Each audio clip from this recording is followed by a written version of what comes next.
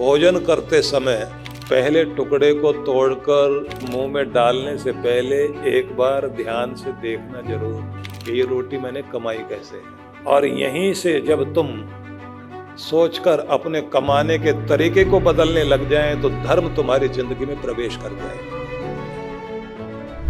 जिस काम को करने से आपके हृदय में खुशी मिले, जिसको बताने के लिए आप उत्सुक रहें, जिस कर्म को करते हुए अंदर से आनंद उपजे और दूसरों को पता लगने से और उनके बताने से आप और आनंदित उल्लसित हो जाएं, और जिस कर्म को करने के बाद आपके घर वालों को भी पता लगे तो उनका भी सिर ऊंचा हो जाए, और जिसके लिए समाज भी आपको सम्मान देने लग जाए, और जिसको करने के बाद आपके भीतर ये खुशी हो कि भगवान मुझे ये और करने का मौका दे, समझ लेना वो पुण्य है। और जिसे करने के बाद खुद से ही शर्म आए, डर लगे किसी को पता ना लग जाए,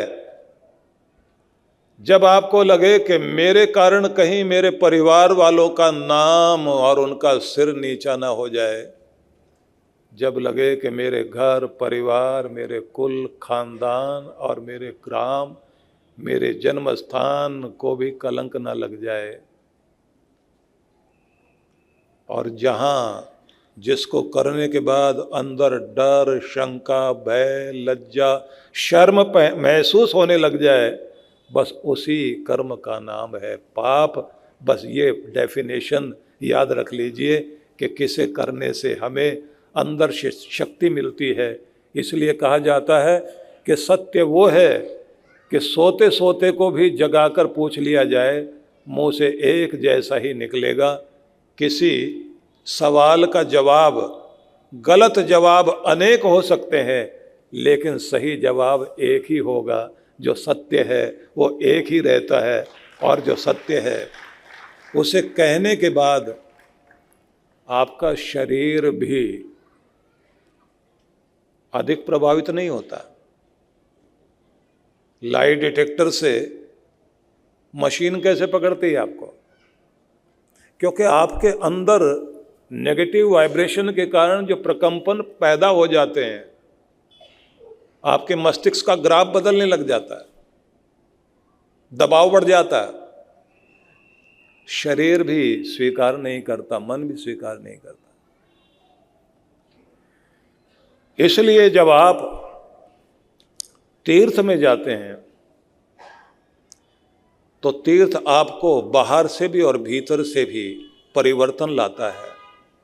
आपका बोलना सुधरे, आपका व्यवहार सुधरे, आपका लेन देन सुधरे,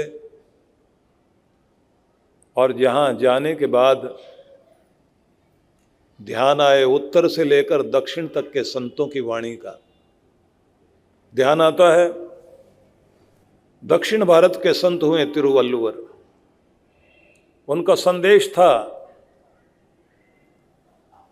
कि कभी भोजन करते समय पहले टुकड़े को तोड़कर सब्जी दाल से लगाकर मुंह में डालने से पहले एक बार ध्यान से देखना जरूर कि ये रोटी मैंने कमाई कैसे है।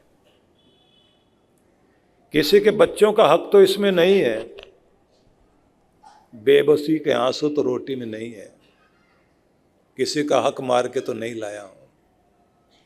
मेरी रोटी में अमृत है या पाप,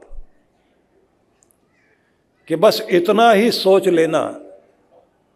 और यहीं से जब तुम सोचकर अपने कमाने के तरीके को बदलने लग जाएं तो धर्म तुम्हारी जिंदगी में प्रवेश कर जाएगा।